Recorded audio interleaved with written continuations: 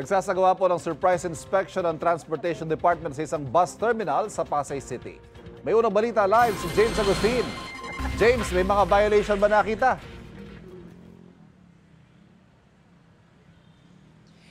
Yes, Ivan, nandito tayo ngayon sa bahagi ng Pasay City kung saan yung isang bus terminal na merong illegal na bus terminal at garahe dito, yung ininspeksyon ni Transportation Acting Secretary Giovanni Lopez ngayong umaga. Ikinagulat niya na may nakagarahe na 2 bus na may mga nagpapahinga pang mga driver at konduktor. July ngayong taon na pinasara ni dating Transportation Secretary Vince Dizon ang bus terminal. Pinag-utos ni Lopez na i-impound ang 2 bus units na naabutan niya ngayong umaga at i-revoke ang prangkisa ng operator nito. May ilang pasahero rin na naabutan na pauwi sana sa Samar para sa undas gaya ng isang pamilya na nagbayad ng 3,000 pesos. Sabi ng DOTR, ililipat na lang ang pamilya sa ibang bus units na bumabiyahe sa PITX. Samantala, Ivan, nagpapatuloy ngayon yung inspeksyon ni Transportation Acting Secretary Lopez sa iba pang bus terminal dito sa lugar. Yung manilitas mula dito sa Pasay City, ako po si James Agustin para sa GMA Integrated News.